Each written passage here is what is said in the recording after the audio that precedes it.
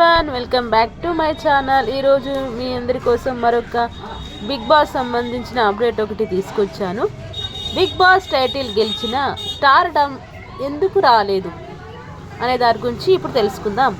Big boss career పరంగా ఎదగాలి, contestants ఆలోచన ఇది. కంటెస్టెంట్స్ అంతా సెలబ్రిటీలే కాబట్టి వారి ఇమేజ్తో షోని సక్సెస్ చేసుకోవాలి.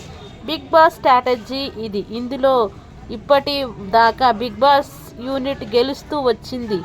ఎందుకంటే 8 సీజన్లలో విన్నర్స్ కానీ కంటెస్టెంట్స్ కానీ హౌస్ నుంచి బయటకు వచ్చిన తర్వాత పెద్దగా సాధించిందేమీ లేదు.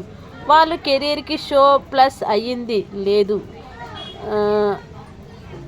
బిగ్ బాస్ 1 విన్నర్గా శివబాలాజీ విజేతగా నిలిచారు. నిజానికి బిగ్ బాస్లో పాల్గొనే నాటికే శివబాలాజీ హీరోగా ప్రేక్షకులు సుపరిచితం.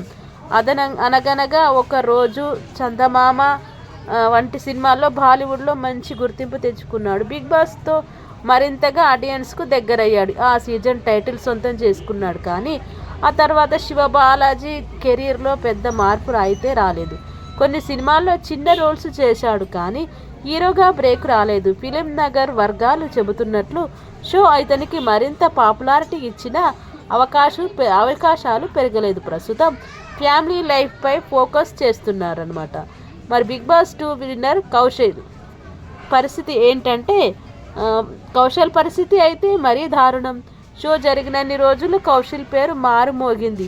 కౌశల్ ఆర్మీ పేరుతో యువత హల్చల్ చేశారు. బిగ్ బాస్ షోలో ఏ కంటెస్టెంట్కు రానంత ఇమేజ్ కౌశల్కు వచ్చింది. బిగ్ బాస్ విజేతగా కౌశల్ గెలిచిన తర్వాత అతడికి వరుస ఆఫర్స్ వస్తాయని ఆశించారు. కానీ షో తర్వాత అతని పేరు క్రమంగా మరుగున పడింది. టాలీవుడ్లో పెద్ద అవకాశాలు రాలేదు. కొన్ని వెబ్ సిరీస్లో చిన్న రోల్స్, కానీ షో తర్వాత అతని పేరు క్రమంగా మరుగున పడింది. టాలీవుడ్లో పెద్ద అవకాశాలు రాలేదు. కొన్ని వెబ్ సిరీస్లో చిన్న రోల్స్ చేశాడు కానీ స్టార్డమ్ రాలేదు. ఫాలోవింగ్ పెరిగిన కెరీర్ మలుపు తిరగలేదు. నేడు సోషల్ మీడియాలో యాక్టివ్గా ఉన్నాడు కానీ ఇండస్ట్రీలో హైలైట్ కాలేదన్నమాట. మరి థర్డ్ సింగర్ రాహుల్ సిప్లీగంజ్కి ఈ షో కాస్త ఉపయోగపడింది. బిగ్ బాస్ 3 విన్నర్గా నిలిచిన తర్వాత రాహుల్ సిప్లీగంజ్ ఆర్థిక పరిస్థితుల్లో మార్పు వచ్చింది. బెంజ్ కారు కొనేదాకా ఆయన ఆర్థిక పరిస్థితి వచ్చింది కానీ బ్రేక్ వచ్చే స్థాయిలో కెరీర్ పరంగా అద్భుతాలు ఏమీ జరగలేదు. RRR సినిమాలో ఆయనకు ఇంకాస్త పేరు అయితే వచ్చింది కానీ అటు సింగర్ గాను ఇటు యాక్టర్ గాను అంత బిజీ అయితే కాలేదు. తర్వాత వచ్చేసి బిగ్ బాస్ 4 విన్నర్ అభిజిత్ పరిస్థితి కూడా అంతే. హీరోగా లైఫ్ ఈజ్ బ్యూటిఫుల్తో ఫేమస్ అయిన అభిజిత్ షోలో తన ఇంటెలిజెన్స్ స్ట్రాటజీస్తో విన్నర్ అయ్యాడు. షో అతనికి మరింత పాపులారిటీ ఇచ్చిన కెరీర్లో మార్పు రాలేదు. కొన్ని సినిమాల్లో చిన్న రోల్స్ ఇచ్చారు కానీ హీరోగా హిట్ రాలేదు.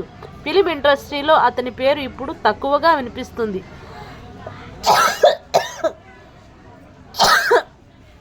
బిగ్ బాస్ 5 విజేతగా విజయ్ సన్నీకి కూడా ఈ షో పెద్దగా ఉపయోగపడలేదు. సీరియల్ యాక్టర్గా ఫేమస్ అయిన సన్నీ షోలో తన విమర్ టాస్క్ పర్ఫార్మెన్స్తో గెలిచాడు. షో తర్వాత కొన్ని సినిమాల్లో హీరోగా ట్రై చేశాడు కానీ అవి వర్కౌట్ కాలేదు. పేరు పెద్దగా వినిపించలేదు. సీరియల్స్కు తిరిగి వచ్చేశాడు.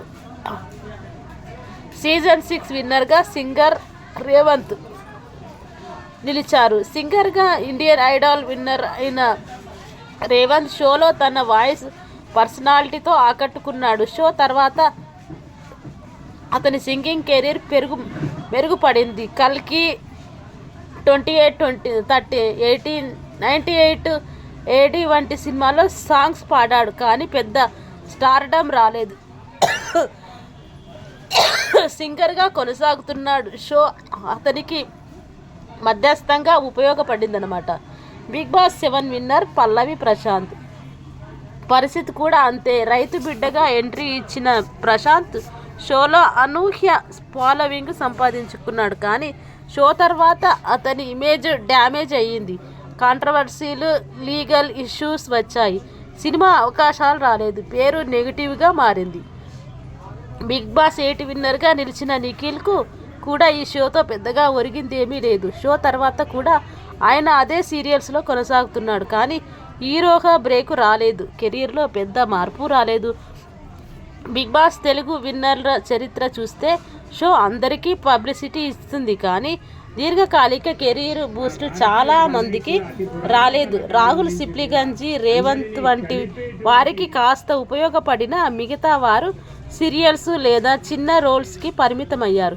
కాంట్రవర్సీలతో ఇమేజ్ డ్యామేజ్ చేసుకున్న వారు కూడా ఉన్నారు. మరికొంతమందికి ఈ షో తర్వాత అవకాశాలు కూడా తగ్గిపోయాయి. మరి సీజన్ 9లో ఎవరు విన్నరు అవుతారు, వారి కెరీర్ ఎలా ఉంటుందో అనేది అయితే చూడాలన్నమాట. ఇదండి Bigg Boss winner success stories. ఇంకే మరిన్ని అప్డేట్స్తో మళ్ళీ మీ ముందుకు వస్తూ ఉంటాను. Thank you so much everyone.